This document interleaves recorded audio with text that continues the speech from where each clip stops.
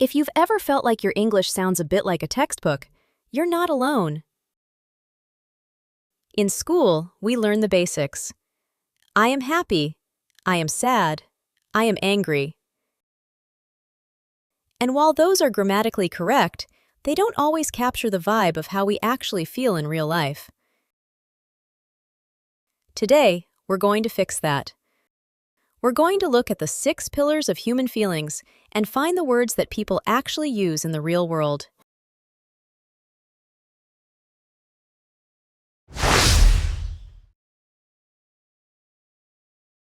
Let's start with the one everyone wants to feel: happy.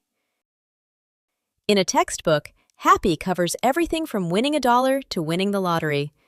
But in real life, we need more flavor. If you're feeling a good, high-energy happiness, maybe about a weekend trip or a new gadget, use the word stoked. It's casual, it's modern, and it shows genuine excitement. You might say, "I'm so stoked for the concert tonight."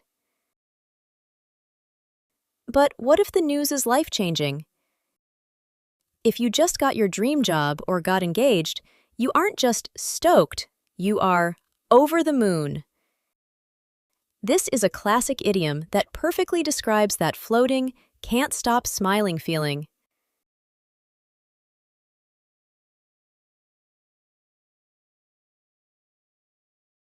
Quick tip: if you want to sound very natural in a social setting, try thrilled.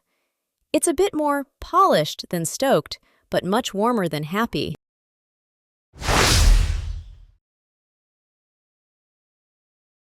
Now, let's look at the opposite: sad.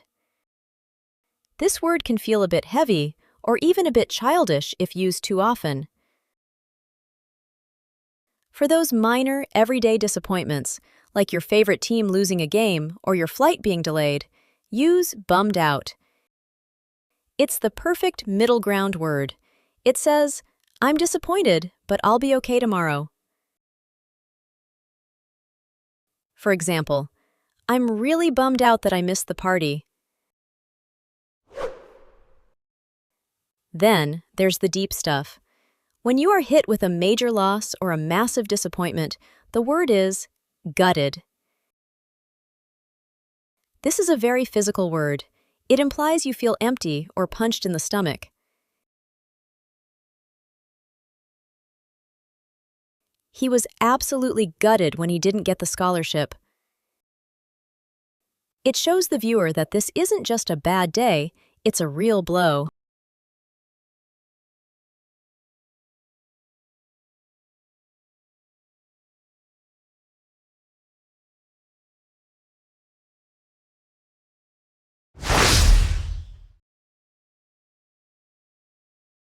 Number 3 is angry.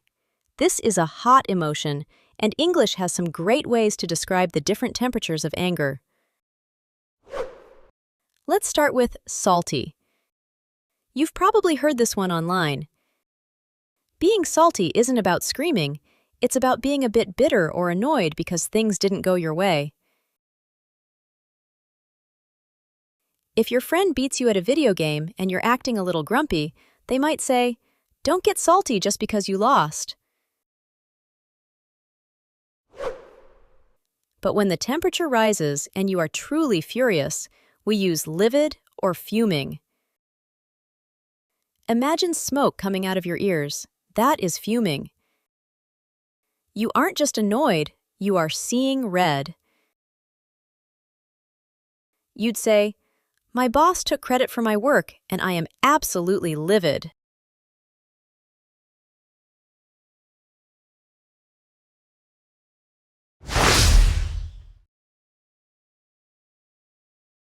Next is tired. We all say "I'm tired" at 4 p.m., but by 10 p.m., we need better words. If you've had a long day at the office and your brain is finished, you are beat. It's short, punchy, and very common. "Don't ask me to cook tonight, I'm totally beat." It means your energy is at 5%. But if you've pushed yourself to the absolute limit, maybe after a 12-hour shift or a huge move, you are drained or wrecked.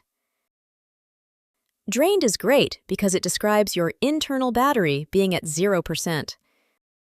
There is nothing left. Using these words helps people understand that you don't just need a nap, you need a full recovery.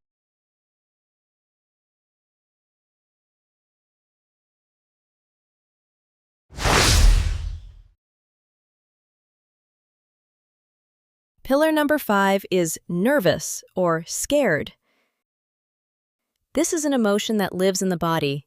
It's that tight feeling in your chest. When you're just a little bit anxious, maybe before a first date or a presentation, you are on edge.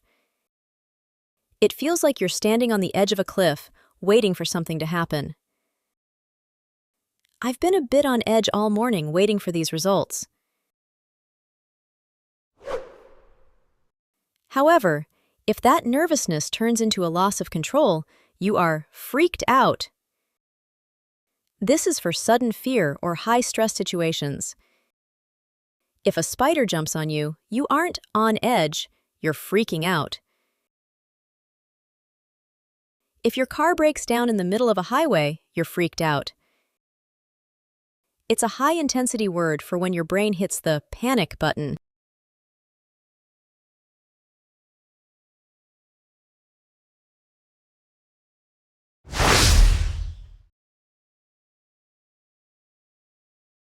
Finally, let's talk about confused. This is the feeling most language learners know very well. If you are stuck on a specific problem, like a difficult math equation or a weird grammar rule, you are stumped. Think of a tree stump that you can't pull out of the ground. You're stuck. That last puzzle really stumped me. But if you are in a situation where nothing makes sense at all, maybe you walked into a meeting halfway through and have no idea what's happening, you are clueless or lost. If you say, "I'm clueless about politics," it's more natural and humble than saying, "I am confused about politics." It shows a total lack of information.